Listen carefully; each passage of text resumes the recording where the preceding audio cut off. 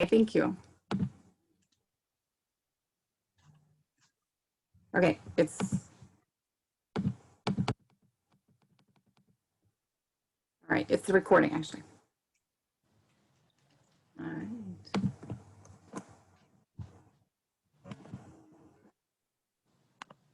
Okay.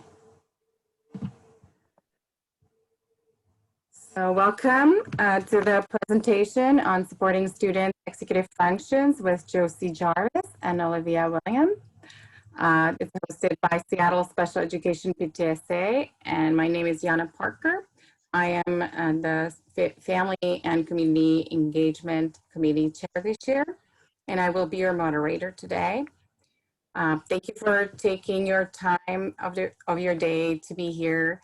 And today we have an ASL interpreters as well as Spanish and Somali interpreters, thanks to the generous support from Seattle Public Schools. ASL interpretation will need to be pinned if you are using that option. We can do that with clicking on the 3 dots and pin the interpreter on your screen.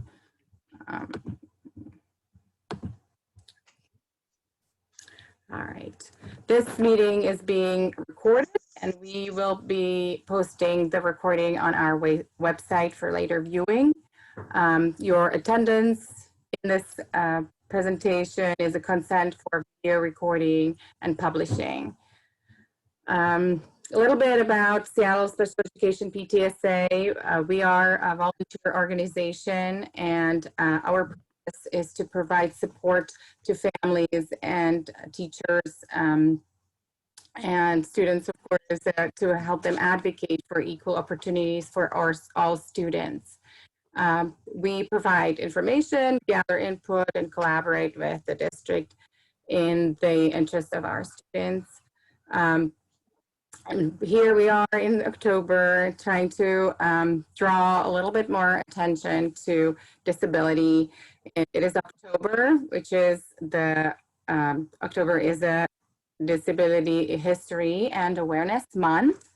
And we thought it would be beneficial for everyone to join us for a couple different events that we have coming up in December. And for that, you can join us, check out our calendar on our website, which we will post in the chat. And before we get started, I just want to go over a few norms or a few things that we like to remind everyone. Please take space and make space. Keep your sound on mute and keep comments in the chat limited. Closed captioning is available and can be found on the toolbar. Since you may notice that we have the ASL interpreter, like I said, please announce your name before you speak if we call on you, if you want to ask a question.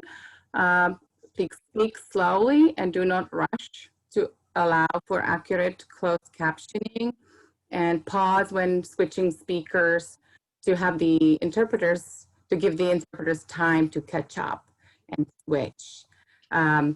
If you could please sign in to the chat with your name of the schools your child attends or you work at. Please do so. That helps us as the PTSA to track where our attendees are and who we still need to reach out to. At the end of this presentation, we will have a short poll to see, to gather feedback about this event. And now I would like to introduce our presenters today. First, it's Josie Jarvis. She is an occupational therapist with a private practice that specializes in building adaptive solutions and assistive technology support for adolescents and youth, young adults living with executive dysfunction, neurodivergence, and disability. Her background is in school-based practice, outpatient pediatrics, and healthcare settings throughout Washington State. She is currently pursuing her ODT through the University of Utah. And secondly, we are happy to invite to have Olivia Willingham. She is an occupational therapist who found her passion for pediatrics while providing math tutoring services for children with learning disabilities. She holds a bachelor's degree in child development and has a background in outpatient pediatrics. Her interest is executive functioning began while providing occupational therapy services for children with autism and ADHD, as well for children impacted by trauma and adoption. And thank you for being here. And I'm just going to turn the mic over to you.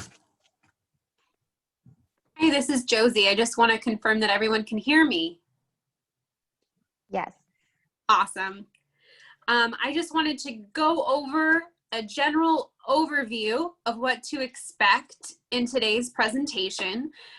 We're going to start with an orientation to occupational therapy, offer a bit of a definition of what our services look like with executive functioning.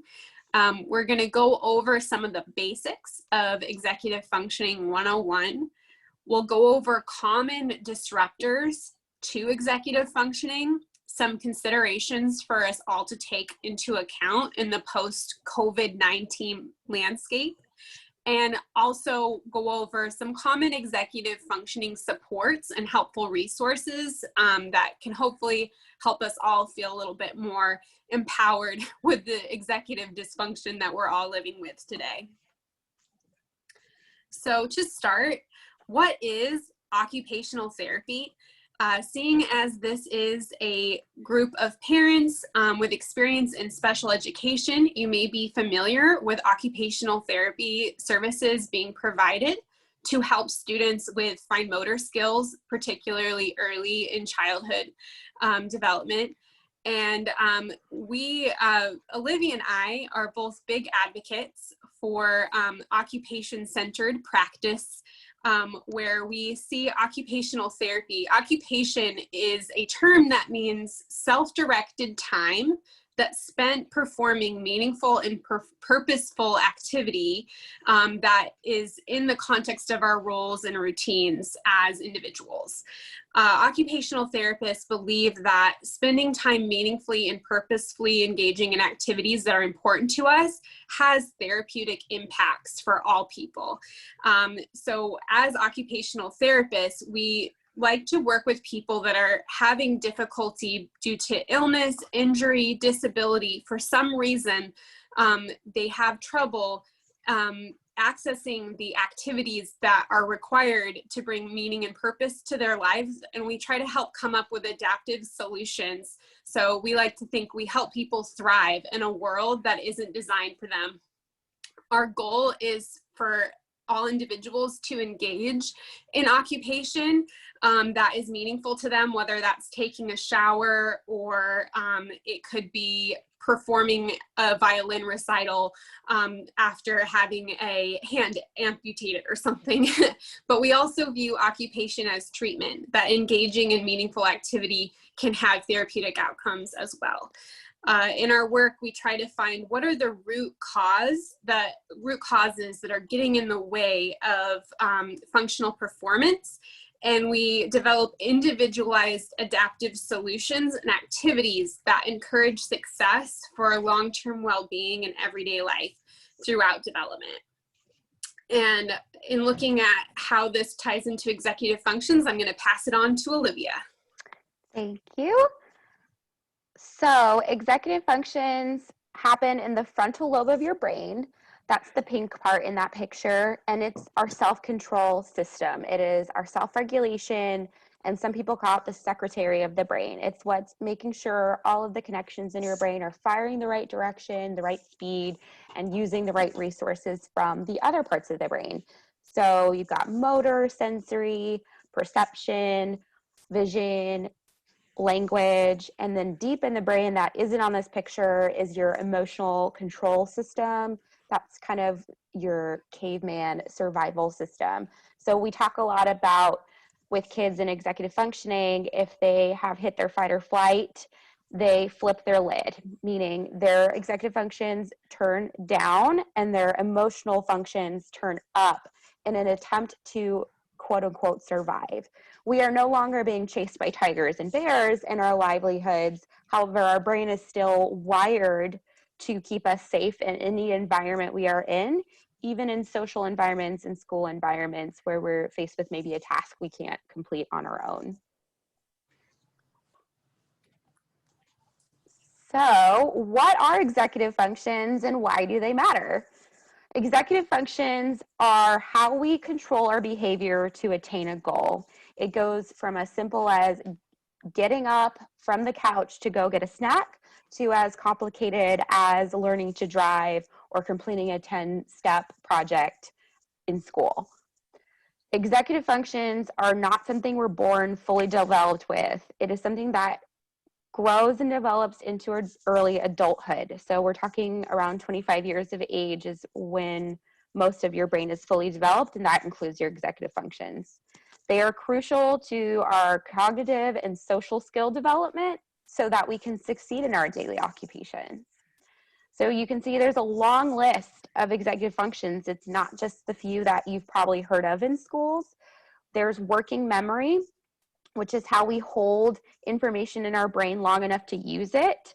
So this is, it's not long-term memory like remembering an event, it's pulling information out of your brain to remember the steps to a task or the steps in your to-do list and remembering it long enough to do it in the moment.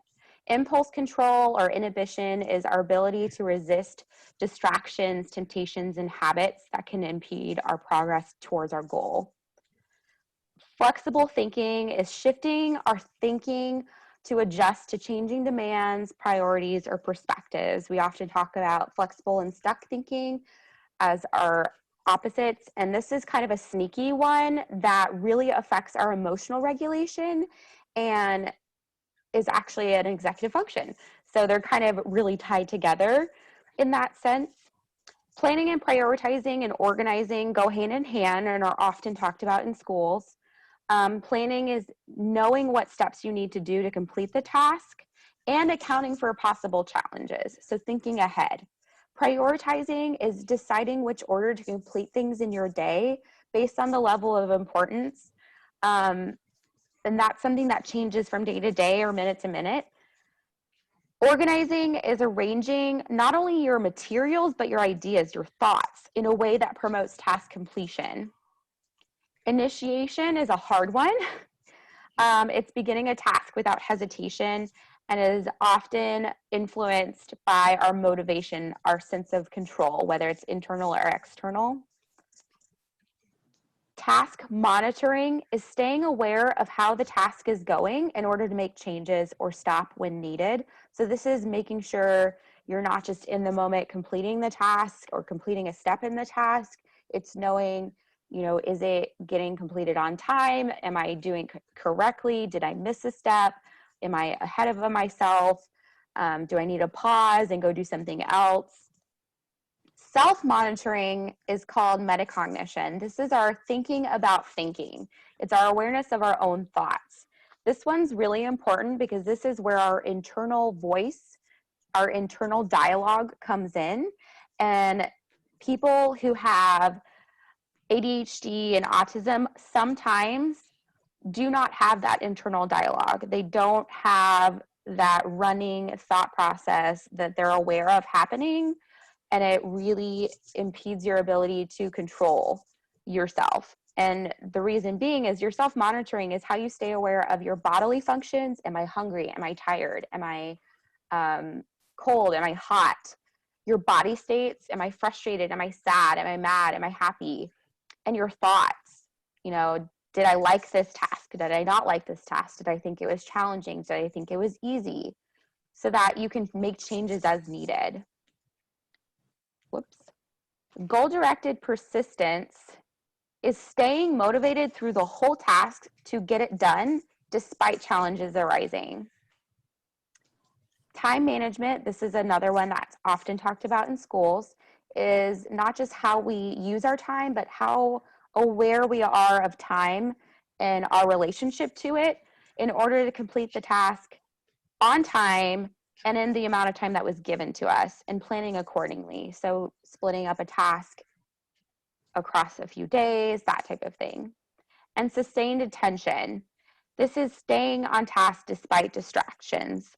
Average sustained attention at one time, a good rule of thumb is about 2 times your age. So a 5-year-old would basically be at a 10-minute max for completing an activity of any type or a task.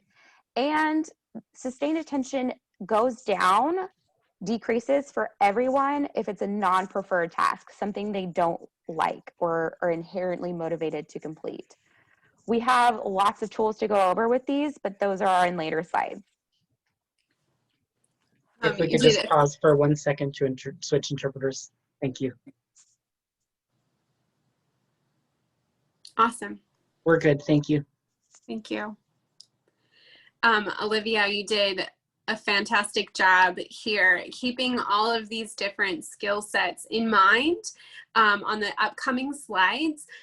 Just to reiterate, all of these skills apply just as much to our students and our children as they do to us as adults. These are all skills that we continue to refine and develop throughout our life and development, even as adults. On this slide, we wanted to kind of talk through the typical development process of executive functions in relation to school. I've been very fortunate as a school-based therapist to get some insight into the collaborative teamwork and the true village level effort it takes to support all humans in developing executive functioning skills. And I wanted to impart somewhat of a message to parents that it truly takes hundreds, if not thousands, of adults in coordinated action to build the just right supports from pre-K to high school, and then in some circumstances after that into post-secondary education. These neurological components take very intensive investment to fully develop throughout the lifespan. So if you're finding this challenging, frustrating, both for yourselves and others, you're not alone. It takes a village to help develop these neurological capacities in our children. When we look at the pre-K era, we are just starting to develop very emerging parts of that frontal cortex. The focus of this developmental period is on taking in sensory inputs, learning how to use the motor system, collaborating with other peers for the first time, taking in that data.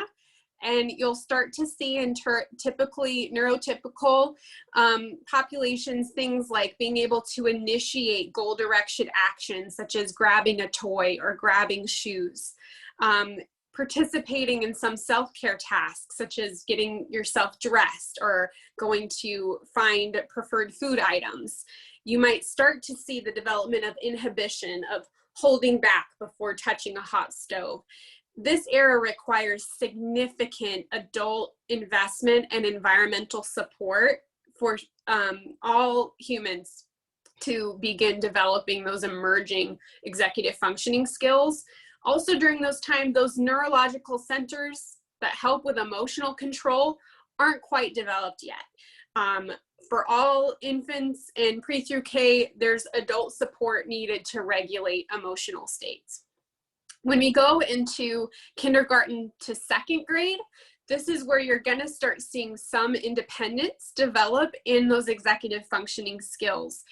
You might see it as being able to manage a folder of work between home and school. Maybe getting about 10 to 20 minutes of focused, goal-directed time with some support and cues at home to focus on a goal-directed task that's like set up with the developmental level that's appropriate. You'll see being able to follow rules on the recess playground, or building inhibition in raising your hand before speaking. This time still requires significant adult and environmental support to develop those skills. In 3rd to 5th grade, you'll start to see performing some simple chores at home for neurotypical students, being able to manage personal belongings, maybe being able to sustain attention to a task for under an hour, 30 to 45 minutes of focused attention on a project. You start to build awareness of time and a daily rhythm and weekly schedule. Still significant adult support is needed. It's really not until 6th through 8th grade that we start to notice that executive functioning might be creating performance challenges for students, particularly with disabilities. This is when we start to experiment with developing autonomy and managing time. It's where they start to develop a system for organizing schoolwork, a complex schedule, building long-term projects with overlapping deadlines. This still requires moderate adult support and a lot of trial and error to start building these skills. By the time we get to high school, for typically developing students, that's where we're gradually going to experiment with more independence in managing a coursework, schedules, and projects with overlapping deadlines.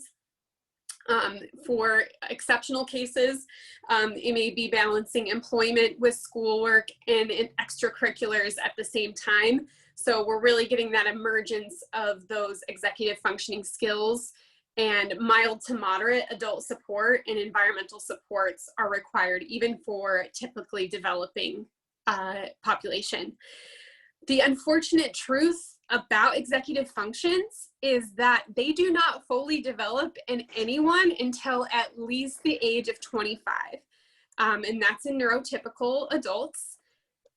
Truly, our ability to access these parts of our brain, to use and improve and develop these parts of our brain, are easily disrupted by both internal and external factors for everyone. That flipping the lid does not just apply to young children or students with disabilities. It applies to us too, as functioning adults. Some neurotypes, unfortunately, will always depend on executive functioning supports to be successful in these skills. Our executive function patterns tend to be really shaped by the neurotype that we have, the experience, the habits, and the role models that we have in development. All right, Olivia. So executive dysfunction, what does it look like when executive functions aren't working? So executive dysfunction is a disorder of occupational performance rather than a lack of knowledge or skills. They know what they need to be doing, but they can't seem to make it happen. When an activity demands executive functioning skills that are beyond our current neurological brain capacity to perform those tasks, then external supports are required to enable success and independence in that activity. So here's some interesting facts for you, and it was not from me. It's from a big wig researcher in ADHD and executive functioning named Russell Barkley. He describes that mental health professionals and educators are experts at conveying knowledge, knowing how to change, which is true, right? Their teachers are giving you knowledge. Occupational therapists, however, are experts at engineering environments to facilitate performance, where and when to change. So what we do is we alter the parameters associated with the performance, be it the environment, be it task demands, be it what supports we're adding on to the picture. And we recognize that executive dysfunctions are best remediated with continuous environmental adjustments and task accommodations. So not only could we work on teaching those skills, but also making sure that the supports are there and never go away so that the person can be successful. Pass it on to Josie. Oh, you're on mute. Thank you so much, Olivia. Just some basic examples of what OT treatment can look like for executive functioning in schools can be setting up an adaptive binder customized for a middle school student to allow them to efficiently organize their paperwork and have the steps minimized so everything is in one place. I've also worked with students to build a centralized virtual notebook where you don't have to worry about losing any papers to organize and record notes, and use technology strategically to support the information that they'll need to perform in those activities. We work on grading tasks up and down to match the ability and the competence of the student and the strengths of the student. We can work with students to develop customized reminders and calendar systems that function with their neurotype. We work on addressing often internalized stigma and limited mindsets that can limit activity participation. Often students that have patterns of executive dysfunction or executive functioning performance challenges tend to have a really poor sense of self, and they need a lot of boosting up and positive feedback for trying to do things that are very challenging for them. We like to promote use of self-advocacy and self-awareness of what your ability level is, what your challenges are, and how to be your own biggest ally in advocating for accommodations to be used, not just in school, but in the future as an independent adult as well. So we're going to go over quite a few disruptors of executive functions. The first one is physical. So on the right, you see a picture. It says the idea behind it is that your higher needs can't be met if your lower needs haven't been met. And this is from Maslow's hierarchy of needs. So physiological is the basis of that pyramid. And so these are some of the things that can disrupt that. Our fight, flight, freeze system, that is actually physical. It's our body's automatic response to danger or perceived danger. Our hunger, sense of hunger or food security, whether or not you have enough food or enough nutritious foods available to you.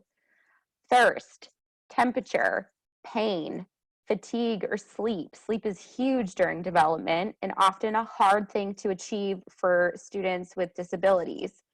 Medication effects, biorhythms, illness or infection. A good example of this is chronic strep infections is known to cause psychiatric disability for some students if it crosses the blood-brain barrier. It's called PANDAS or PANS. And there's also some things that we don't necessarily talk about that much, but is a huge factor too, which is chemical dependence or influence. Babies born addicted to drugs, or students in middle school or high school starting to experiment with drugs, and also concussions and head injuries, so actual physical traumatic injury to the brain.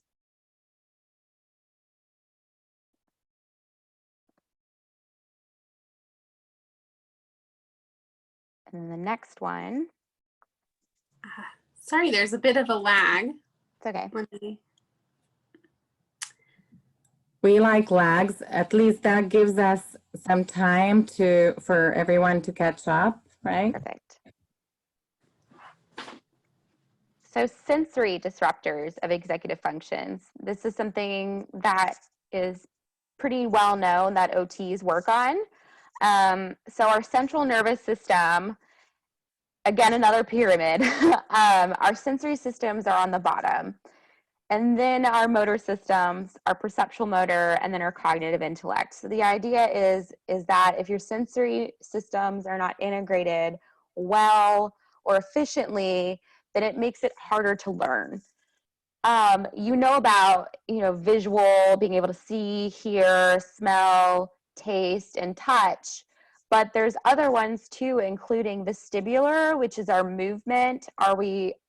Is our head facing up? Are we facing forward? Are we upside down? Are we on our side?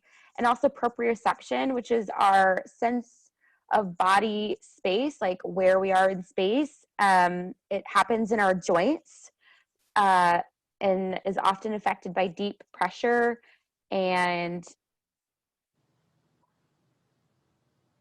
heavy work. Sorry, I lost my train of thought.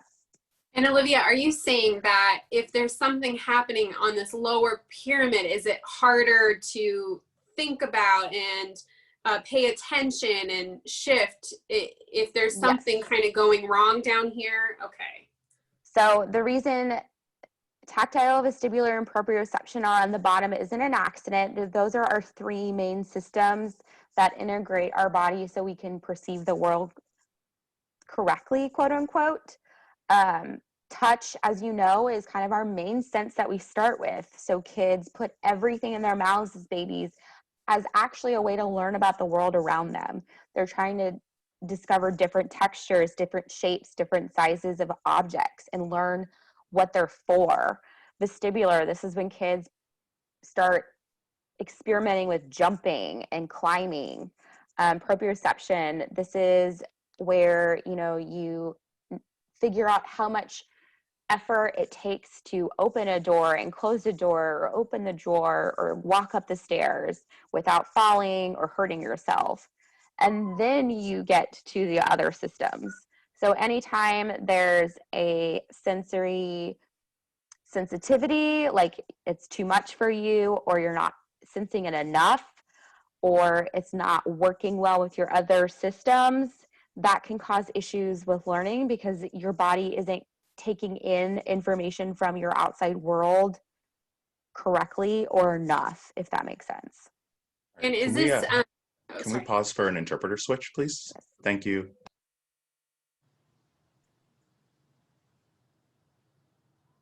awesome.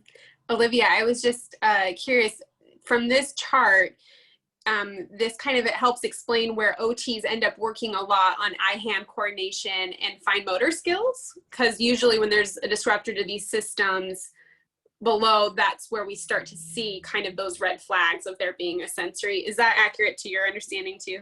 Yes. So OTs kind of work top down and bottom up on skills because you have to practice the higher level skills to be able to learn them. And we recognize that you can't wait in development because it's crucial. Kids are in that crucial period of learning. However, we also have to work bottom up, meaning tackling those sensory systems that aren't efficient so that they can use them well and easily and not be disturbed by their environment and interact with their environment successfully. We have this belief as OTs that everybody wants to succeed in their environment and everybody inherently is motivated to interact with their environment. And so when we see a child struggling with these systems, we know that there is a desire. We just have to help them access it. 100. They often talk about like Swiss cheese or splinter skills, or Yes. yeah, things like that. Perfect. We just got a little bit more of a lag. There we go. Okay, so emotional disruptors of executive functions. This is that core caveman piece of your brain, emotional regulation. So this is purposely changing or controlling our reaction in response to demands, be it the task, be it personal demands on ourselves, be it the environment, or interpersonal, our social demands, in order to begin, continue, and achieve a goal. The interesting part about emotional regulation is that it does not actually begin to develop until around age 8. So that's the 7 to 11 years cognitive development stage in neurotypical children. So seeing a 5-year-old have a temper tantrum is actually developmentally appropriate, and they are still at a stage of co-regulation, meaning they're requiring support from an adult to help them calm down into their green zone, quote unquote. So a big tool that OTs use is a program called the Zones of Regulation that teaches what emotions look like and feel like in our body and what they look like to outsiders looking at us, and how do we change our own emotion to what we want to feel. Olivia, what zone do you usually need to be in order to access executive functioning skills? Green. Okay. Or- Awesome. Oh, is this me now? Yes. Yeah. Okay. So we're all pretty familiar with likely environmental disruptors to being able to access executive functioning skills. In our like physical home environments, it's often clutter, having a physical space be disorganized, not being able to know where to find items can be really dysregulating and difficult to access those executive functions. And that's one of the most popular interventions, is clearing a space in order to help focus and calm minds.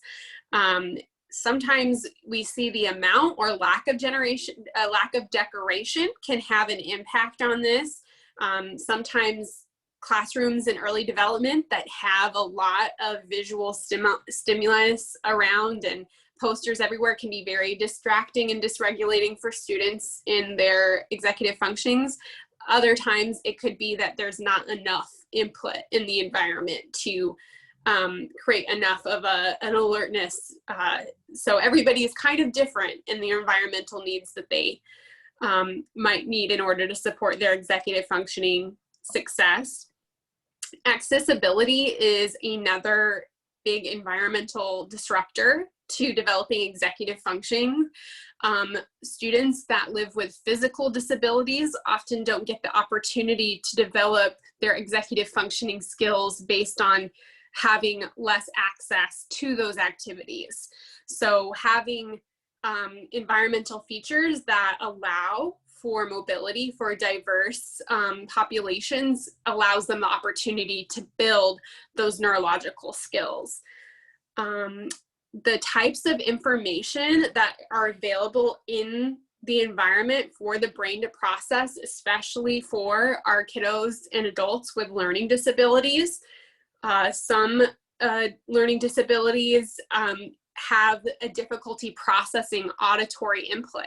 So if that environment doesn't have written language or physical demonstrations, then they won't have that neurological input to access the information to process it with their executive functioning.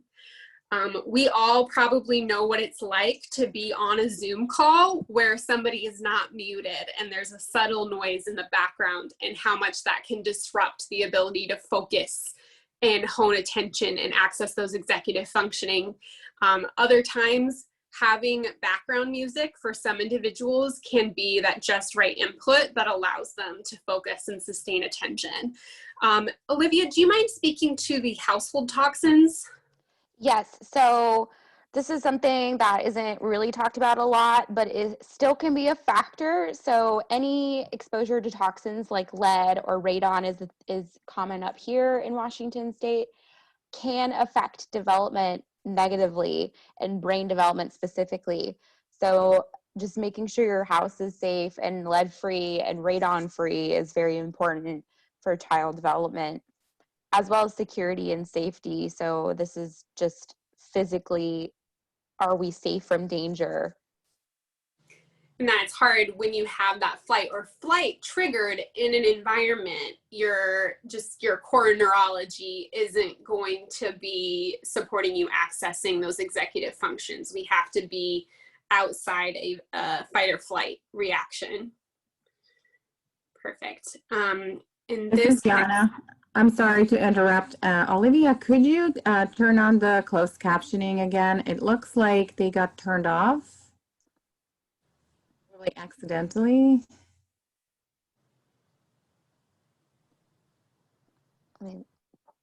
Let's see. Sorry.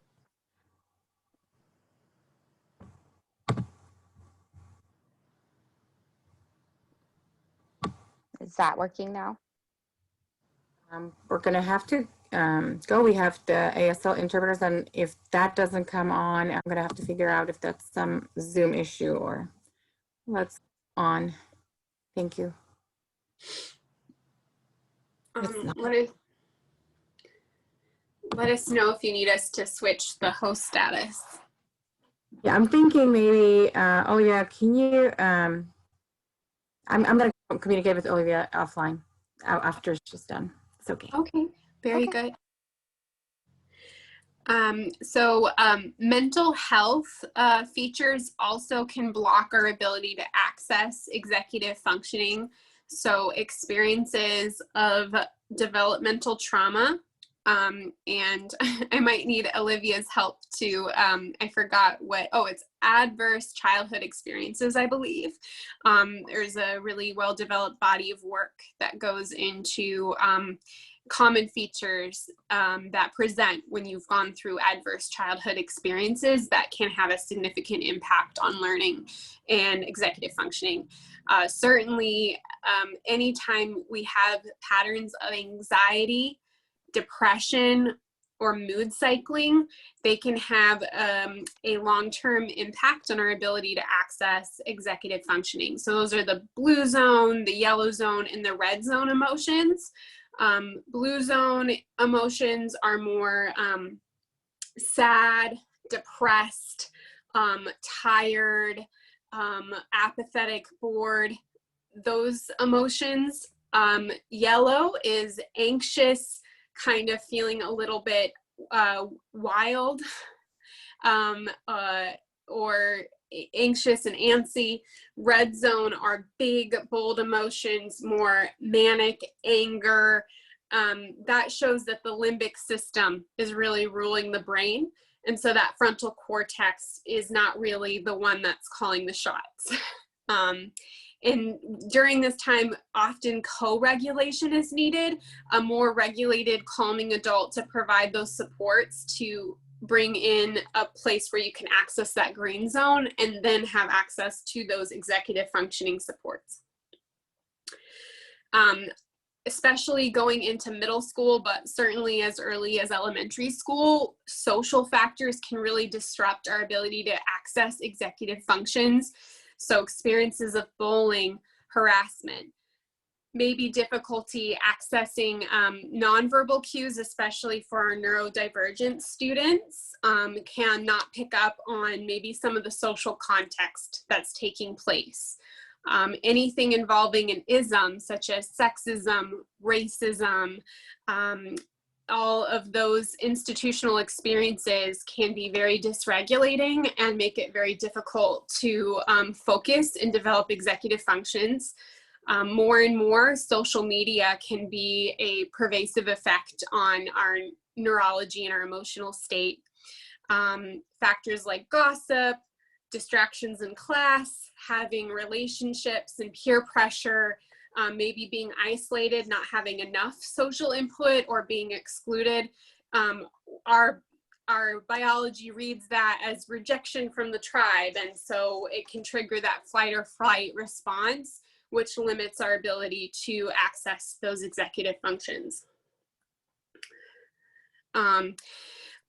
What we can have be really common is also task-based disruptors. And this is where the task or activity that we're presented with goes beyond the basic ability and developmental level that we have. Right now, as parents, you're probably experiencing that a lot with the technology demands kind of being maybe beyond even your exposure and ability level to use the technology, but certainly for younger kids, there's an incompatibility between accessing the technology, and that can create a lot of stress and difficulty using that problem solving. In OT, we have a big phrase called the just right challenge, which pairs the person's current abilities with kind of an aspirational task that's very motivating. So it has enough, the activity has enough of their strengths present that they can perform it and achieve a good result without also being just beyond their current capacity. So it's very motivating and stimulating to keep working towards it, versus if the task is too easy, often they're bored, or if it's too difficult, it will be too overwhelming that they won't try. Really, we're looking for what's called a state of flow, which is a concept developed by a researcher named Cheeks Sensei Mahai, where if you get a good match between the activity And the learner, where they're just challenged enough and stimulated enough, they'll get a sense of flow and satisfaction. And that's really where executive functions start to develop and grow and thrive, is finding that just right challenge. As OTs and you as in parents, we're hoping to help you feel empowered to try, is when you're not seeing a good match between your student and the task demands that are being asked of them, is to experiment with upgrading and downgrading the task until your student can get and tap into that experience of flow. So now that we've gone over a lot of the main disruptors in the environment, our job as occupational therapists, and we hope to empower you as well, is to empower you to be an executive functioning detective. If you notice that your student is having trouble with attention, with working memory, with emotional regulation, to take a look at the environment and the situation and see what feature might be blocking access to those higher level functions. Could it be a physical need? Is the child hungry? Has it been 8 hours since they've been focused on the computer all day? Could they be thirsty? Meeting those physical needs and that sensory input that they need in order to be oriented to those executive functioning. Is the environment too noisy? Has it been a while since they've had a motor break? Are the emotions in the social situation so overwhelming that working on those skills there, does the task way beyond their developmental level?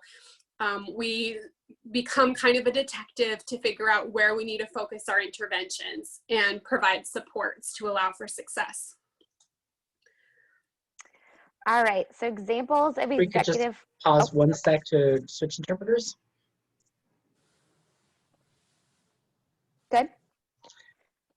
So an example of executive dysfunctioning, if you will, in adults would be someone who hits the snooze button too many times because they stayed up too late the night before and are really tired, forgets to put on deodorant but did brush their teeth, yay, but is 15 minutes late to work. Stays late at work to finish tasks that they were unable to complete within the workday, but it's not considered overtime because everybody else finished their work. And comes home late and cooks dinner, but stays up past their bedtime watching YouTube videos about a preferred topic because they got in a time warp and didn't realize it was past their bedtime. A student example would be a kid waking up sluggish upon waking, is told 10 times to brush their teeth before doing it, but leaves the toothpaste uncapped on the counter, forgets their homework in the room, doesn't hear instructions for the first activity of the day at school and starts doodling on their paper, has difficulty transitioning to the next activity, so talks to their friend nearby instead. This would be kind of more like a middle school, high schooler example.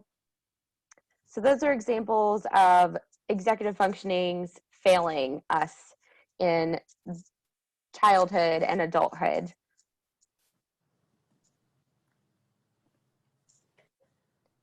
Are you still comfortable with this slide? Yes. So executive functioning and disability and neurodivergence. So temporary executive function challenges are common for everyone. So like I said, sometimes they fail us. If we're not taking care of all of our other pyramid needs, they're not going to work as well. So this is where you forget your keys or you don't know where your phone is, that type of thing. It could be that little or it could be bigger.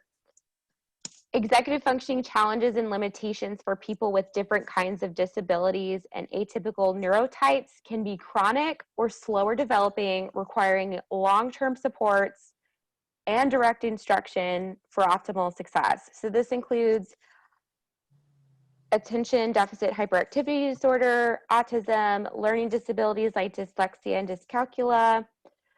There's another one that's not very heard of that Josie and I have discussed lately, which is nonverbal learning disorder, fetal alcohol syndrome or illicit drug exposure in utero, developmental intellectual disabilities or traumatic brain injury, physical disabilities like cerebral palsy or muscular dystrophy that limits development due to access, and even epilepsy or other seizure disorders. So there's lots of opportunities in our lives to have our executive functions disrupted. I thought we would go over some of the built-in supports that come through typical K through 12 educational system that support all of us in providing scaffolding for our executive dysfunctions. One of the biggest ones is the use of bell schedules that help structure time awareness throughout the day. Just about at every level, pre-K through 12, there's daily classroom routine supports, some consistency in how teachers tend to structure their classrooms to build that habituation for our students that don't have the executive functions to do that themselves. Especially in special education, there's often visual schedules, the use of planners for more neurotypical students. There are rule posters all over the walls, direct instruction in social emotional regulation, the use of brain breaks and movement breaks. We have experts in classroom management that are available there to create an environment to optimize green zone learning, desks arrangement. There's constant reminders all the way up through senior year for typically developing students in schools. So if you're feeling like you're struggling at home with any virtual schooling, there are literally thousands of people putting in overtime to create external environmental supports that help our students stay in the green zone and get practice developing these skills. Did you have this slide, Olivia, I think? Yeah. Yes. So what are typical supports for executive functions in special education? So usually it looks like a lot of accommodations, meaning something added to support success. So reducing distractions via like noise canceling headphones, desk privacy screens, seating, preferential seating next to the teacher or the board, adding on sensory tools or sensory breaks. Externalizing information is really important for students with executive dysfunction. So making things more visual, like a visual schedule right on their desk, visuals of classroom rules on their desk or like the zones of regulation, frequent verbal reminders and check-ins that are intermittent, so they're not scheduled, they're random, so that they aren't expecting them necessarily. Externally representing time. We had talked about the sense of time is sometimes hard for these kids. So visual timers, explicit visual cues of how much work to complete before the next transition. So maybe circling, I want you to do 1, 2, 3, 4, and 5 on your math, and then we're going to move on to the next task to make it very clear. Externalizing motivation. So token economy systems are often seen in schools in both gen ed and special ed.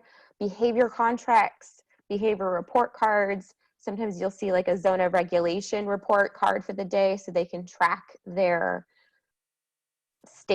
body state throughout the day and stay on task in their green zone. And making problem solving manual. So this is where we offer math manipulative, so it's more tactile, using graphic organizers, using sentence starters to write, templates to write, providing examples of finished products and the correct way to solve a problem. For these kids with the metacognition being a problem, they need the finished product in front of them so that they can follow down that line and copy essentially, and then they can learn it that way.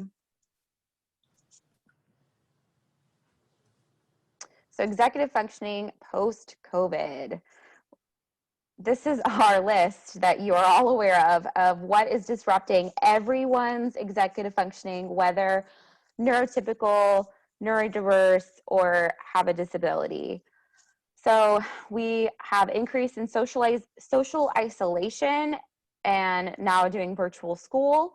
We have increased fears of health disruptors, like increased fear of catching COVID. There's been a lot of political turmoil. We have an election coming up. There's been social injustice. We've had a lot of natural disasters, especially in our area with all the fires. There's been economic, housing, and food insecurity as a result of this. There's been grief with loss of family members and fear for family safety. There's been huge changes to our daily routines and our micro routines, such as just pumping gas or how are we going to go about going to the grocery store? You know, are we going to go to the grocery store? Are we going to ship all of our groceries to us now? How do we interact with others? Are we using Zoom? Are we using Skype? Are we socially distancing in our backyards? How are we going to do these things that we used to do automatically? Another thing you might not have thought about is wearing masks all the time, while important, is now decreasing the amount of facial cues students are getting to understand the nonverbal social cues that they need about their environment. Because now the mouth is completely covered, and that is a huge part of how we interpret somebody's feelings or what somebody's thinking, how we kind of guess what people are thinking. And also it's decreasing our visual auditory integration because we often read lips or watch how people's faces moves to fill in the blanks of context. And now that's gone with the mask wearing, and we're having to fill in the context a little differently. So that's difficult if you have an auditory processing disorder on top of things, or if you have a nonverbal learning disorder, those types of things. And there's an unclear end date. We don't know when this is going to be over. We're still not back to in-person learning. You know, different districts are discussing whether or not they're going to go back or not. So everything's kind of up in the air, which definitely triggers that stuck thinking. That flexible thinking is really hard with this, and the emotional regulation is hard with this because it's so unknown. So it's an anxiety trigger. Do you think, Olivia, as adults, in some ways, this experience is allowing us that are more neurotypical to maybe even have some compassion of what it's like for students with some disabilities or neurological differences, where when there isn't that clear information about when something's over or what's going to happen, it might help us just give some understanding of where executive functions are difficult to access in a chronic state of stress. For sure. I think if you didn't have adaptive coping mechanisms for change before this, I really hope you're working on them now. And if you need help, those are what OTs and counselors and therapists work on, because this is, you know, they're saying it's an unprecedented time, and it is really true. We don't have a crystal ball to tell the future. And so the best we can do is cope through the now and anticipate problems as best we can to cope through, but also trying to recognize that you have to live your life and you have to be able to get through it and not just survive, but actually live it. So that's kind of what we're going to go over next. And I think, like, one of the things, I'm not sure if this is on another slide, is that in a way, executive functions also develop in response to challenge. It takes both support and challenge, and that through this, we are refining and overcoming certain skills that will hopefully be with us lifelong after this. So here's kind of some of those recommendations that we had. So she had titled this different, but I had seen this phrase in context of education, and I thought that would be good to kind of keep things across the board same, so that you hear the same phrases if you're in schools or talking to a school administrator, etc. So they're calling it Maslow before Bloom, when what this means is attending to our Maslow needs, our physiological, mental health, social, emotional, sensory, environment, safety and security and sense of belonging first before we focus on the learning and the executive functions. Because like we just said, if these pieces aren't in place, or if they're severely disrupted, there will be no learning. Now, if they're mildly disrupted, there will be some learning, but it'll be very challenging. So this is why we kind of expect at this point that there should be some more increased co-regulation, meaning it is absolutely normal that in this period of time, your child from high school down might need more support from you than they used to. Age regression, especially in the elementary school age, you might see some decreased abilities to emotionally regulate that look younger than their age. Disorientation, not really knowing what's going on, what's happening, who's in charge, why are we doing this? Why are we doing that? Everything's changed. And if you have executive functioning challenges, you're going to be slower on the uptake in this environment that we're in right now. So helping them really orient themselves to what's happening, what the schedule is, what the routine is, etc. Emotional dysregulation, like I said, and it's not just students, it's us as well. Everybody is kind of in a heightened state of fight or flight and freeze as a whole United States. So just recognizing and being aware that people are on edge, and what feedback you get from people might not be their norm. So if somebody is yelling or cranky, we've seen a lot of stories about people losing it in the grocery store about wearing masks. I choose to believe that most people, normally have the capabilities to emotionally regulate in public as those adults. However, they were pushed beyond their limit. Increased dependence on adult supports and comforts, like we said. So, just like your elementary school kid might be afraid of the dark or afraid of storms and come into your bed at night, this is going to be where you might see more pushback, more push of boundaries, more outbursts, more "I hate you, mom," or like lots of crying and tears. It'll look different per kid, but it doesn't mean they hate you, and it doesn't mean, they can't handle things. It means they're having a hard time and they're seeking help. The way kids seek help isn't always with their words like we hope to have them do, and that's kind of where we come in and help them scaffold that skill. Josie had kind of made this slide, and I really like what she wrote here, which is we need to just release the shame and the guilt of how our parenting has changed. I saw somebody write on Facebook, my kid ate birthday cake, a day-old birthday cake piece for breakfast this morning because her birthday got canceled, and you know what? It's COVID-19 time. We've changed our expectations of each other and ourselves, and we need to be okay with that and roll with the punches a little bit, and also let go of the academic performance pressure. As much as students with special needs are going to feel behind and you feel scared that this is going to get worse, recognize that general education students are just as behind as well. We don't have a perfect fix for this. Everybody's struggling together, and we're doing the best we can with the tools we have across the board. So really working on maximizing our green zone feelings. So no, you're not gonna be like, I'm happy all the time, but can you get to a period of calm and a period of neutral to get through your day, versus like uptight and scared, or really mad and cranky or frustrated all day. Simplifying tasks, making your routine just as simple as it can be. So that way you're not having to think too much, because everything's changed and new. So it makes it harder to follow new things because you're having to learn. Flexibility, so going with the flow. This is hard for all of us, some more than others. We kind of joke about type A people versus type B people. This is our opportunity to all model that for students of how do we cope with change. Compassion, so recognizing in other people that if they're having a bad day, it's probably not their norm, and just assuming innocence in that, and having forgiveness and grace with each other as a family and as a society.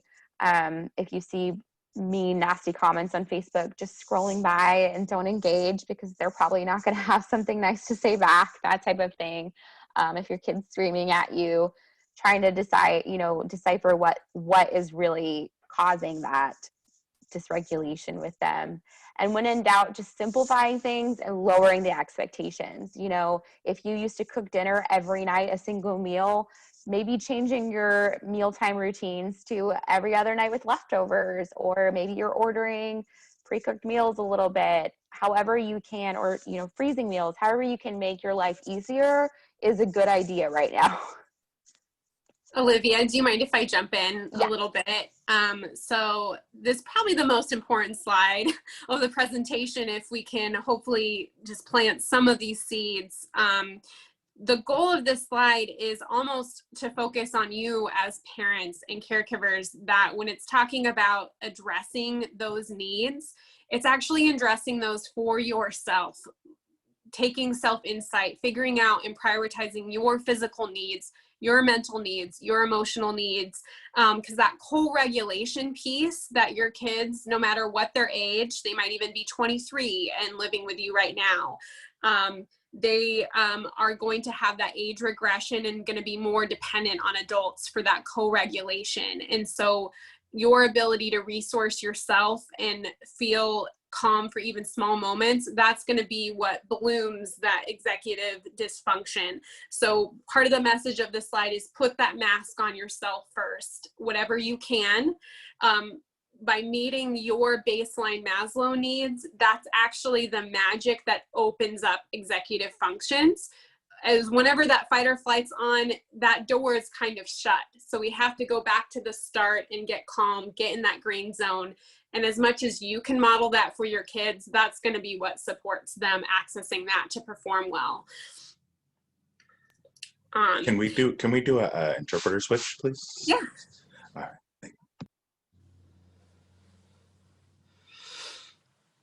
So this is something, if anybody feels comfortable taking notes of looking up this video later, we won't have time to go over it.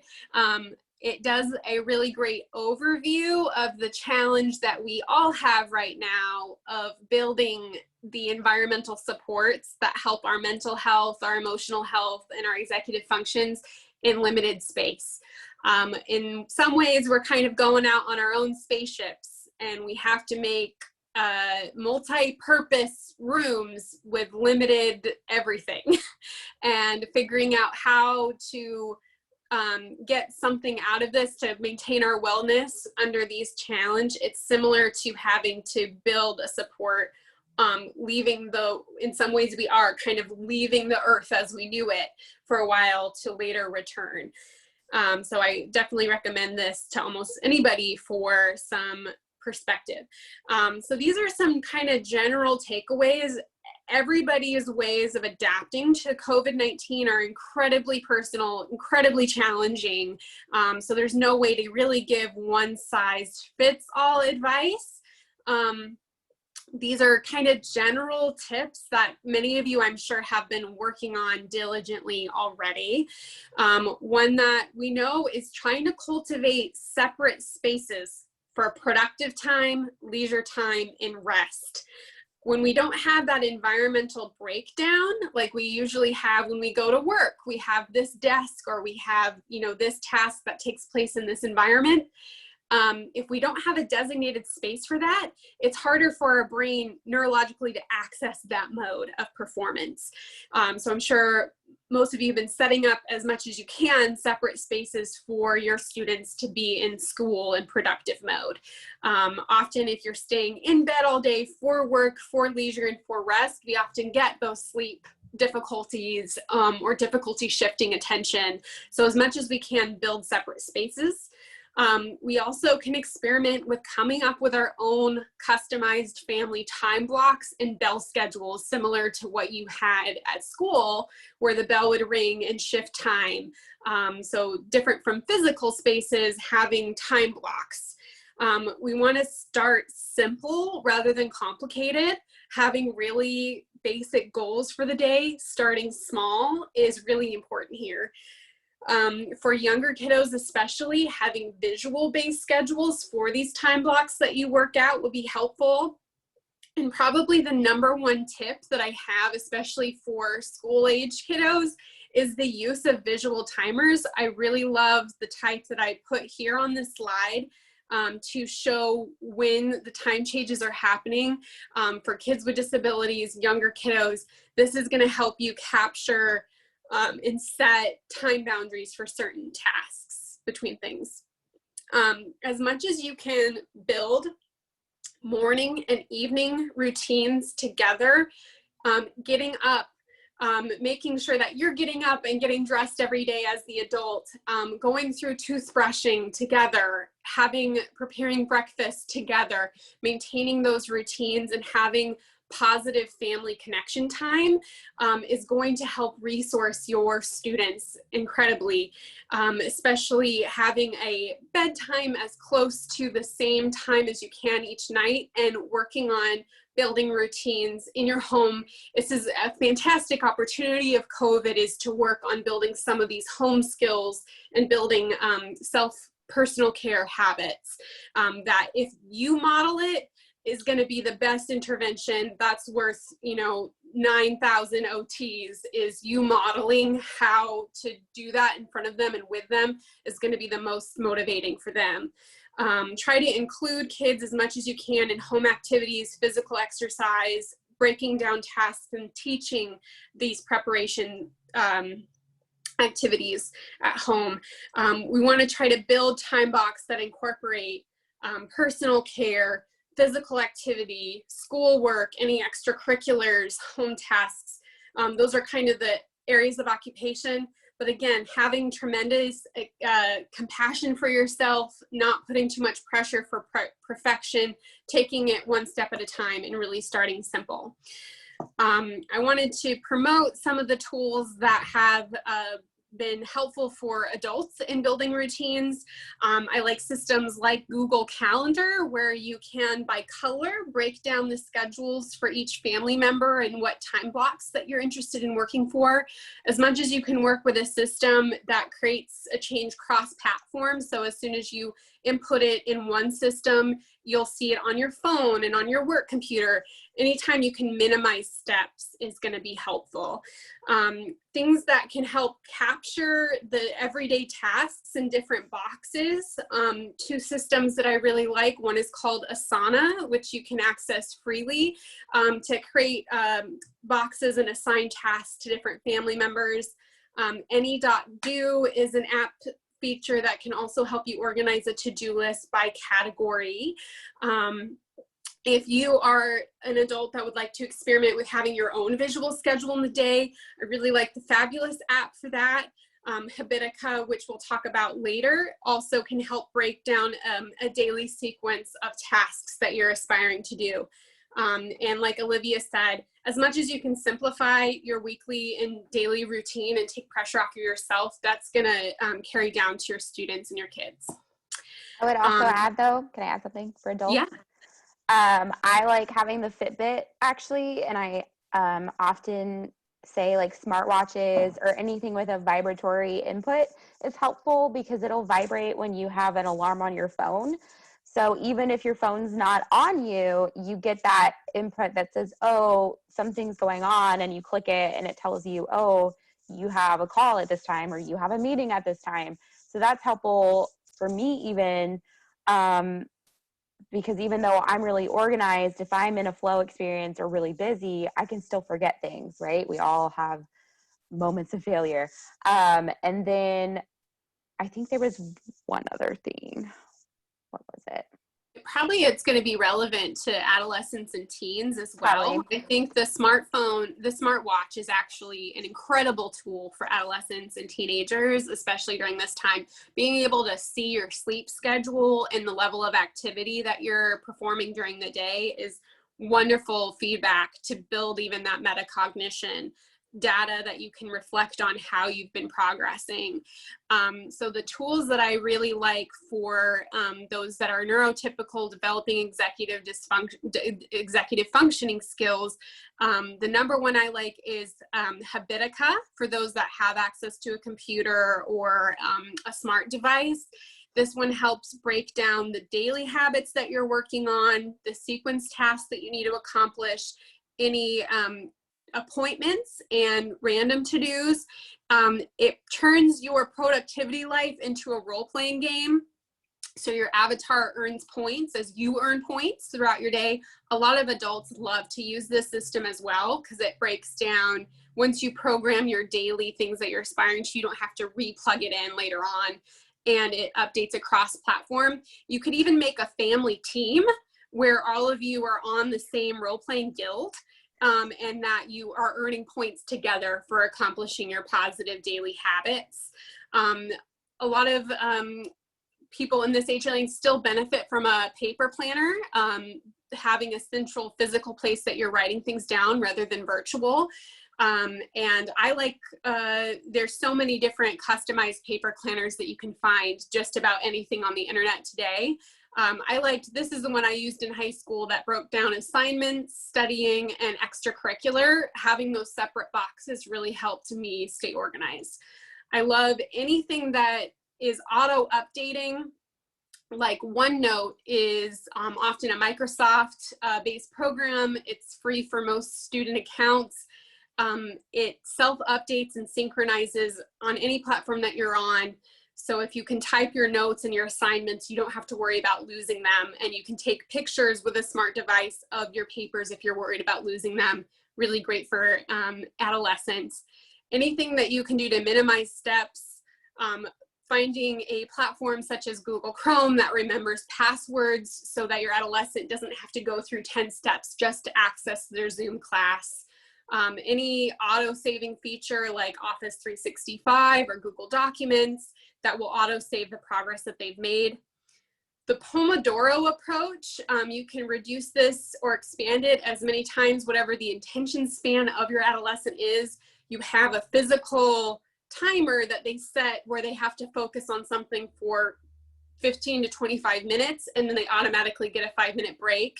And they can try to break down tasks for how many Pomodoros or units of 15 to 25 minutes it will take to accomplish that task. And that can help you learn how to do time budgeting. I find that if you have your adolescent or high schooler, you don't like them having a smart device or a smartphone, you might consider looking at tablets that have internet controls built in. iPads in particular have a lot of screen time based features to limit access to certain things, while having a lot of the programming benefits for kids with executive functioning challenges. I recommend getting a keyboard case and working with a specialist to help you build the internet controls that you would like. But there's so many tools like taking pictures of your screen or screenshot or voice memos and things that can help get your student with a disability trained up with the supports that they're going to need lifelong as an adult to succeed in college and beyond. So I would just say with that yeah. is that the planner you use or the system you use for your student needs to be based on their learning style. So I'm more of a kinesthetic read write. So I use a paper planner because I want to touch, I want to feel, I want to see bright colors with my marker. Just the act of writing my tasks down helps me remember them. I have things in my phone, but I tend to not remember to look at it as much as I do the paper one. So if your kid is more kinesthetic, that'll be better for them in the long run. But if your kid's more just pure visual or pure auditory, apps are really helpful for that, like she said, because there are some that you can just talk to text and it'll just type it in for you. And then there you go, it's in your planner. It's incredibly personal and one-on-one, and it's going to be a lifelong journey for your student to figure out the supports they need. And that's part of why we're here as OTs, is helping to work with the strengths of your student and with you to find systems that support their success throughout life. So please feel, yeah. Don't know if you had mentioned the screenshot thing. Now that you guys are doing online learning, a feature you have available is screenshotting the Zoom classes to remember the notes. So if your kid has a hard time with writing and keeping up with note taking during class, you can screenshot the screen and they can save it for later. And that's a much faster way at this time of online learning to keep that for later and not have to worry about missing any of the information. Executive functioning supports are often about making things simpler, actually, because a lot of kids with learning disabilities and executive functioning challenges, they need the hard stuff to kind of get out of the way so they can focus all their time and attention on the learning that's challenging for them. So it's kind of counterintuitive. Sometimes in order to do the harder stuff, we need to make something simpler. Kid routines, that's where we're going to be working on lower tech visual schedules. The most inexpensive website that I'm aware of for, producing visuals en masse is lessonpicks.com is under $40 for the year, but you can also Google images and put things together that way. A win-then approach to routine that's kind of in 15 to 30 minute segments. So if you have a time block in the day that's for the morning, and maybe you pick 1 to 2 things like when you get dressed and when you make your bed, then we can have breakfast and watch a show. Building that kind of short scale, putting through and persisting in a non-preferred task to then get an immediate reward. Especially with COVID, you're gonna see kids that maybe could do something for 15 minutes. Now they might only have attention for 3 to 5 minutes to do something non-preferred. That's totally normal.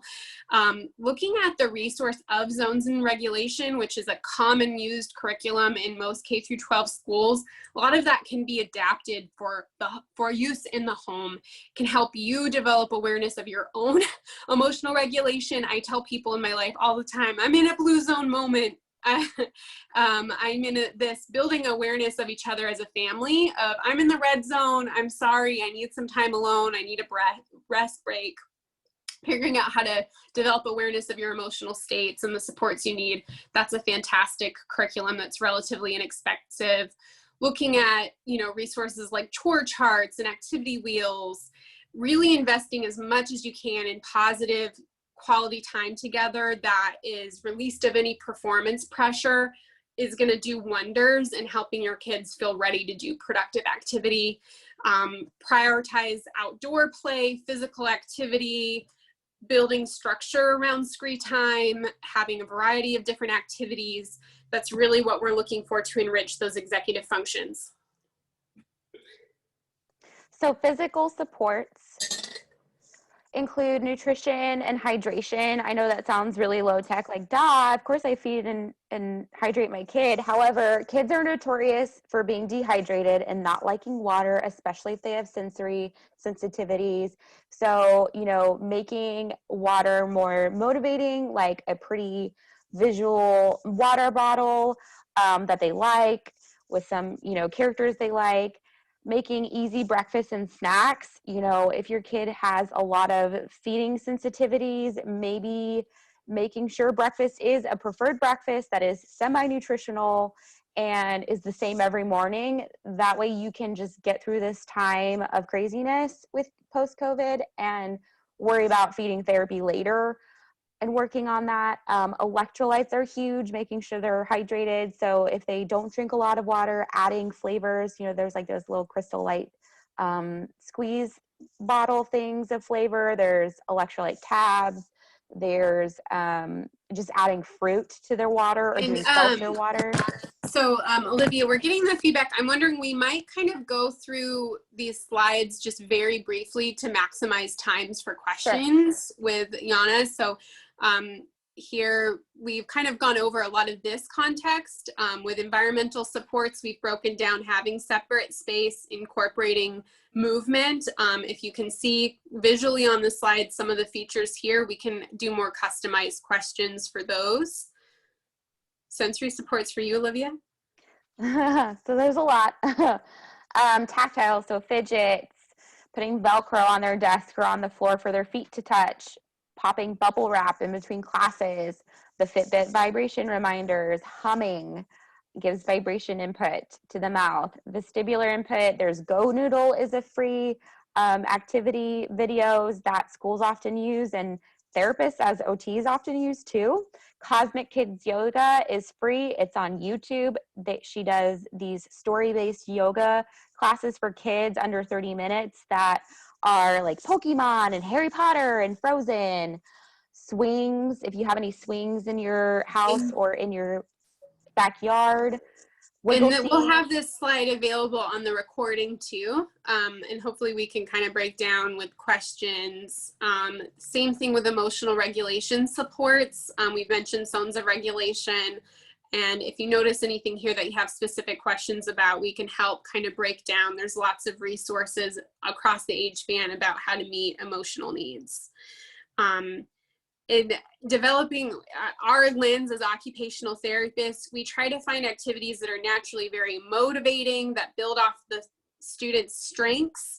that have lots of different interactive components. Board games in particular, outdoor activities naturally have executive functioning built into the activities that create that sense of flow. The core advice that we probably, if there's one thing you could walk away with from this presentation, is when in doubt, simplify the activity, lower your expectation, and follow where that fun and that flow state is. Those activities are naturally going to start supporting your child developing self-directed executive functioning skills. It's so important to reward and encourage effort instead of outcomes. Oftentimes executive functions, they're challenging for student. We have to reward their persistence even when it's hard, and even when, if they expect failure and that they're going to get some sort of reprimand for not succeeding, it ends up having the opposite effect, and it will make them retreat and pull away from developing those skills. So we really want to recognize and pour a lot of love and attention on persisting in challenges that are hard for them. Just pause for 1 second to switch interpreters.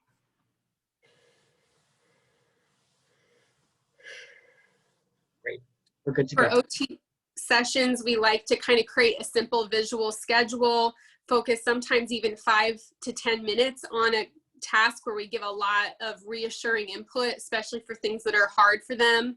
And we expect really short attention spans, especially for students with disabilities.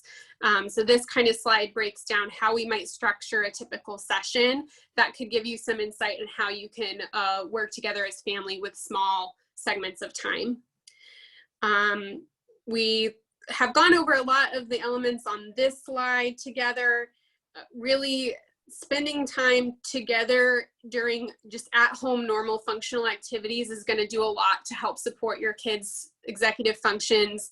Maintaining the green zone, finding activities that you can do together, like sorting through old photos, going through stories, learning how to bake cookies together. Those things are naturally starting to build that safety and support and challenge in taking on new tasks that are going to support their lifelong executive functioning skills. So simplifying things for yourself, maintaining a state of emotional regulation, celebrating very small wins. These are like the magic that over time are going to help support your students' lifelong executive functioning skills. Most of you are already very familiar with the 504 plan process, the IEP process. There's so much these days with assistive technology that can support adolescents and young adults. If your child does have a disability, you can consider pursuing support from an outpatient occupational therapist for working on skills that are relevant to the home. You can also pursue coaching and consulting through the lens of executive functioning skills, and get support from online disability-specific support groups. It really does take a village to support all of our executive functions as a team. This is a very challenging landscape that we're in, and we hope to impart the message that it's through self-compassion and meeting our Maslow needs that we're able to develop these higher level functioning skills later on. So giving yourself a lot of patience and a grace during this time is actually the best thing for both your and your child's long-term development. So these are just a list of helpful books. These are resources I use in outpatient all the time. If you get anything out of it, The Whole Brain Child is really parent friendly and helpful, and includes a workbook that you can go through as a family to work on your own family system of supporting each other's executive functions. And these are just helpful websites, including Josie's website for her outpatient therapy she provides. She can talk more to that. Just coaching and consulting. A lot of these kids with executive functions are falling through the cracks, and services as well. And certainly finding specialists that support your needs. If you're feeling overwhelmed as a parent, there are certainly so many resources out there coming through, building collaborative efforts to build supports. Please reach out to your community. Just like this PTSA, you're not alone in struggling with this. The only way we're going to make it through is by supporting each other and sharing the tips and tools that have worked for all of us. Don't feel alone. We're all struggling together. luckily, we've gotten through as humanity a lot of challenging episodes before. There is hope that on the other side of all this challenge will be some resilience and success and some grit. So we appreciate you taking the time to have us share this information, and I hope that there's time for questions. Thanks for helping us in our executive function and time management. No executive function is just an equal opportunity disability, and we all need to be here to support each other. Was wonderful. This is Yana. Thank you so much. This was just packed with lots of information, and I enjoyed it very much. I hope everybody enjoyed it just as well. We are going to launch our poll about the event right now. And while you're answering the questions, everyone, I just want to thank Josie and Olivia again from everyone. This was wonderful. We really appreciate you helping our community and our students. And for everyone else, if you are interested in supporting our PTSA's advocacy work, please join the PTSA. I will post the link in the chat. And if you want to support the work by helping us and volunteering, that would be wonderful. You know, anything helps, any job, big or small. And also one way to help is to donate as well. Thank you everyone for coming. That was wonderful.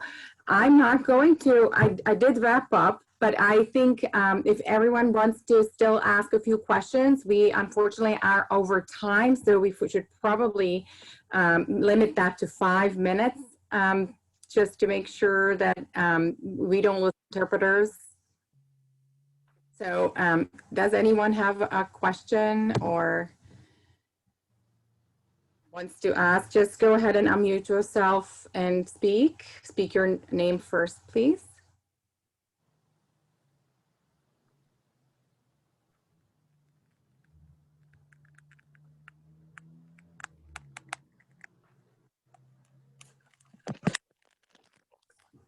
Okay. This is Pam. I'll ask a question if I can. It was mentioned talking about finding sort of what your kid, what works for your kid in terms of what kind of learner they are. So for example, visual or kinesthetic. I have a young child, so how do I at this stage identify what type of learner he would be in that way? Question. So what age is your student? 7. 7. Okay, so 0 to 5, we just automatically expect kinesthetic because that's how they're kind of understanding their world. Kind of trying to pay attention, like when they are learning a new task, are they looking up videos to watch it? Are they asking you to tell them the steps to it out loud? Are they, reading a recipe to help you bake cookies, or are they just watching you do it and then doing it? Or are they watching a video of it? That type of thing can help you decide, are they more visual? Are they kinesthetic? Are they auditory? That type of thing. So for example, more auditory learners love the video option or the audio option just to listen to the videos. My mom is an auditory learner, so she's always telling me to Google and YouTube things, and it's not helpful to me at all as a read, write kinesthetic learner. So I tend to do better with visual inputs and doing things together at the same time. So I don't know if that answered your question. There's a method that you'll get mixed reviews by that. When I've used it with students, they end up saying it has a lot of insight. I think it's connected to the whole brain child, where we can do some activities to see which hemisphere of the brain is most dominant when, say, they kick a ball or throw a ball, or which ear they tend to listen through. And that can kind of give you a profile of what neurology is like the most dominant that can then have some learning insight, but it's one of those things that you can go through that and then read it and see if it actually matches and if it really is true to the student's experience as they age. But that's something that you could look at before they've really developed their, as OTs, I think we like to, especially younger, expose to a diversity of learning inputs and sensory approaches, no matter what. The diversity of exposure and practice and different experiences are going to be what helps develop whatever skills over time. I would just say a rule of thumb is visual before auditory, and there are also learning style quizzes online you can do with your student or for your student to kind of make a better guess of where they are more strong at. And Josie's right, is even if they're stronger at one point versus the other, you want to make sure they're getting all inputs, not necessarily all at the same time. But again, a good rule of thumb is visual before auditory, just because our visual system is our strongest point of reference for getting input from our environment. And not all of us are auditory learners. Okay. I have a question for you guys. Sure. I have a 5th grade daughter who has ADHD, and of course, parts of virtual learning are great for her, more the asynchronous learning, and then parts are not. So at what point, we've never really considered OT with her, but I guess my main question would be, at what point would you consider, if you know your child has a diagnosis like ADHD, to consider maybe getting OT for them to help with their executive functioning? The point is usually when it feels like they're no longer functioning and successful in their daily occupations. So there's self-care, there's school, play, social participation. Those are kind of the main ones for kids. So if there's any point where you feel like she can't handle school or is struggling to keep up or is getting emotionally dysregulated because of school, is having school refusal, like just walking away from the screen, those are kind of signs like maybe this is a little harder for her brain than she can handle on her own. Mm-hmm. It's always looking a couple steps ahead. So when you're thinking about 5th grade, looking at those next kind of upcoming 3 years and the typical task demands that she'll be going through in a gen ed environment, and how what extra supports might be helpful to have a skilled insight into. Something that Olivia and I are pretty passionate about is we have a trend, at least in Washington State, where occupational therapy services tend to plateau after elementary school. Typically that means fine motor skills are usually plateaued at that 6th and 7th grade mark, and it's kind of an emerging practice in schools to advocate for OT support in middle school based executive functionings, getting calendars and desks together. But if you anticipate that some of those struggles might be extra challenging for your daughter or your son, that you want to start building successful experiences as early as possible are going to support her having a positive sense of self going through high school and eventually adulthood, with figuring out what those tools are that will, ADHD, unfortunately, it's one of those where you might have some chronic challenges in executive function even as you age to 25. Having ways that you've externalized and manage your tasks independently, really there's no disadvantage to looking at working at developing those supports as early as possible. With learning disability and ADHD, it's more so the mental health and the negative self-concept from repeated discouraging experiences that we have to worry about early on. As therapists, we'll have to work through those negative experiences before getting to solutions. So as early as you get in before those negative experiences happen, it can be a little bit more efficient to find the strategies that will help. I would also just say, outpatient therapy, it never hurts to get an evaluation, because we can do evaluations only and show you the results of our assessment, and you can decide from there if you want to pursue treatment or not outpatient. In schools, if you truly feel like this is something that's blocking your child from learning, you can advocate for your child by asking for an evaluation for 504 accommodations, or asking for the start of a full evaluation for an IEP, and advocating for that box that says study organizational skills to be checked, and saying, hey, I want an OT evaluation of her school functioning, and I want an executive function assessment. They often do the brief. However, there are much more tools out there available to OTs and to school psychs that aren't just the typical ones. So really, just if you see this being a barrier, advocating and saying, I want to see what's going on with my students' learning process. Thank you. That's very helpful. We have definitely had a struggle the last 3 years in school and out of school. So she does have a 504 currently. And it sounds like that might be a conversation we want to go back to the school and ask for an evaluation for OT, because the accommodations aren't always utilized all the time. So it might, yeah. Yep. But thank you so much for that explanation. That was very helpful. Thank you. Welcome. Okay. I just wanted to see if we have one more question. We'll take last question. And anyone? No. Okay, everybody's processing. You guys covered it really well. Thank you so much. We want to thank you both so much. We hope that maybe we could see what other things we could pick your brain for in the future. I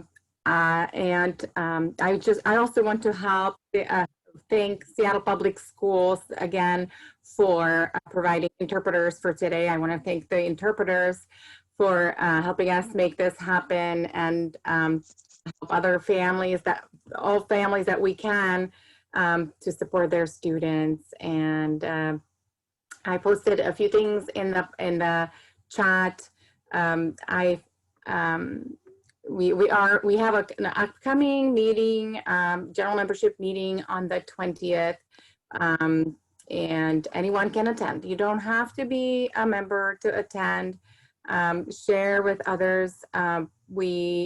We also have other programs like the Sip and Chats, which is a family connection meeting whenever you want to connect with other parents and just see what is working for the others and what is not.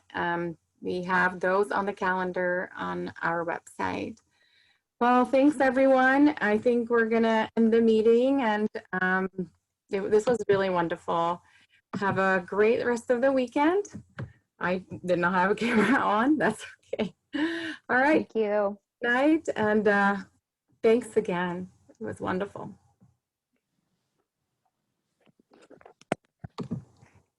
Yana, do you need anything else logistically?